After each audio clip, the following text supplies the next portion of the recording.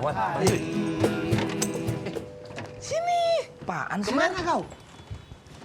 Sini. Sini. Astagfirullahaladzim. Lah kamu dari tadi bolak-balik situ kayak di catwalk. Kalau manggil biar kita yang nyamperin, elunya diem gitu. Emang gua salah? Ya salah dong. Gua cuma Bang Joy sini. Tuh dah, harusnya tetap di situ harusnya. Ulang. Bang Joy. Kenapa? Gitu. Ini nih. Itu yang terlalu aktif. Ini. Ini yang terlalu aktif. Sini. Saya punya cerita. Cerita? Saya punya curhatan. Curhatan. Kalian tahu? Terlalu dekat. Kasihan tokonya cuma sebelah. Iya, nggak utuh ya? Gak utuh, Nggak salah. salah. Toko sebelah. Kenapa? Warung sebelah yang saya maksud. Oh, yang tahu jualan makanan itu? Iya, jualan makanan. Oh, iya tahu. Ini lagi viral di sosmed. Gara-gara pengunjungnya pada kabur karena makanannya nggak enak. Hah? Iya. Pengunjungnya kabur gara-gara makanannya nggak enak. Betul. Tapi nggak kabur ke warung kita. Enggak. Berarti makanan warung kita nggak enak dong. Lah, gimana sih? Gimana kalau kita juga pergi? Jangan. Itu tambah nggak mengenakan itu. Jangan, nggak enak, nanti sepi di sini. Itu masih ada yang beli, kita aman berarti Bang Joy. Aman. Itu kasihan banget warungnya ya. Ditinggalin sama pengunjungnya. Kok lu lama-lama jadi ngomongin orang sih? Ah, itu gibah itu. Ah iya. Nggak boleh. Gua nggak gibah, gua cuma curhat kalau gua nggak suka sama warung tersebut. Sama aja itu gibah. Dosa gibah itu bukan dosa ya. Pokoknya gibah itu disetarakan dengan makan bangkai saudaranya sendiri. Ih, lu mau ler tiba-tiba lagi ngomong gitu. Beler, mulut lu bau mayat. Mau lu? Ayo. Kata siapa? Ya itu barusan ngejelek-jelekin yang warung sebelah itu. Oh, kasih tahu Mas Wan. Kasih tahu. Biarpun warung sebelah itu banyak tikusnya, biarpun warung sebelah yang tangannya yang masak itu ada panunya, biarpun warung sebelah itu berantakan, nggak bersih, nggak higienis, itu namanya ngejelek. Itu namanya ngejelek-jelekin juga. Sama aja. Loh, kalau aku tidak ngasih tahu Beler, itu nanti dia akan gibah terus. Dia tidak akan mengerti bahwa gibah itu. Kalau terus begini saya nunduk terus nih. Yang bener dong kalau ngasih tahu. Itu Aku mau ngasih tahu Joey. Jadi kalau tidak memberitahu kau, Yang tua gibah. nanti kau tidak mengerti. Tuh, Jui tuh. Waduh. Nunjuk-nunjuk lu Ustaz. Iya. Ya Allah, Pak Ustaz. Pak Ustadz. Kayaknya lagi aktif banget ini pada ngomongin Betul. Pak Ustadz datang di saat yang tepat. Betul. Pokoknya setiap ada masalah, pasti ada Ustadz. Pak Ustadz silakan duduk, Pak Ustadz. Terima kasih.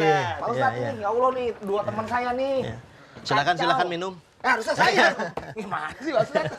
Kalau ada Pak Ustadz manfaat yang diomongin. Iya kan? Tadi yang diomongin warung sebelah. Nih sama Beler nih sama Mas Wawan. Aku bilangin Beler. Ngomongin kejelekan warung sebelah. Apa salahnya sih saya Pak Ustadz? Saya cuma cerita kepada dua teman saya ini bahwa warung sebelah sepi pelanggannya gara-gara makanan nggak enak. Nah itu. Cuma gitu doang. Nah apakah dalam Islam hal itu diperbolehkan Pak Ustadz? Ya, itu kalau curhat dengan gibah kita coba bedakan. Ya. Yang pertama, kalau curhat itu mencurahkan isi hati. Kalau isi hati itu berupa kebaikan disebutnya tahadus binikmah. Boleh kita sedang senang, hati kita diceritakan ke orang lain ikut merasa bahagia. Yang tidak boleh adalah gibah. Kalau gibah tadi menceritakan kejelekan orang, kalau ada kejelekannya maka dia menjadi gibah. Kalau tidak sesuai menjadi fitnah. Misalkan si A kita omongin kejelekannya tidak sesuai dengan faktanya maka fitnah. Kalau sesuai dengan faktanya dia gibah.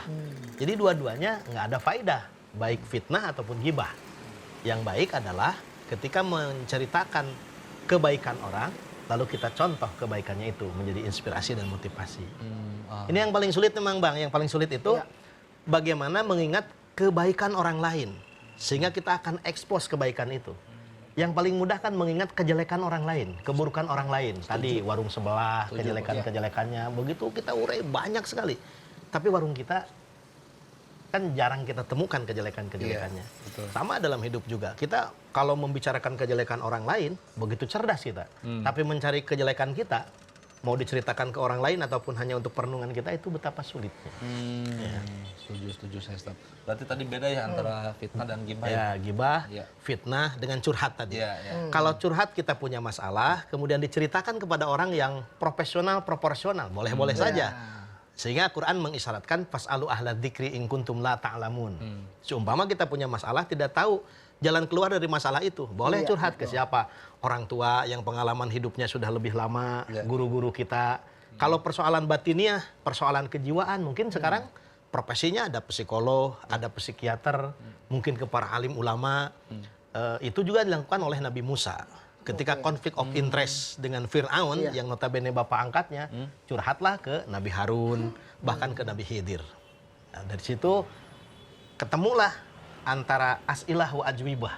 Antara pertanyaan-pertanyaan yang menjadi problem kita dengan orang yang kompeten menjawabnya.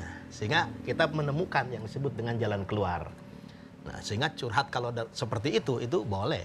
Itu batasan curhat sama gibah gimana, Pak Ustadz? Umpamanya, wah Pak Ustadz, aku ini di warung ini kan menghibur pengunjung. Ya.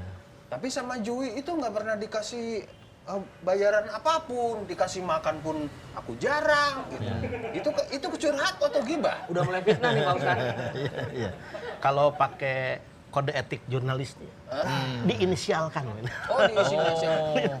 Pak Ustadz, ini aku punya teman, ini namanya JUI, itu tidak pernah ngasih aku apapun. Itu bukan Itu inisial. bukan inisial, itu Itu nama- ngebocorin semuanya. Nama utuh itu JUI. Nama utuh. Kalau dalam rangka mencari jalan keluar, misalkan kejelekan kita, kejelekan teman kita ceritakan kepada orang lain, tetapi tujuannya adalah mencari jalan keluar.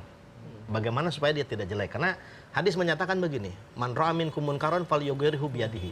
Siapa yang melihat kemunkaran rubah dengan tangannya. Kalau tidak mampu, dengan tangan itu artinya dengan kekuasaan, kewenangan.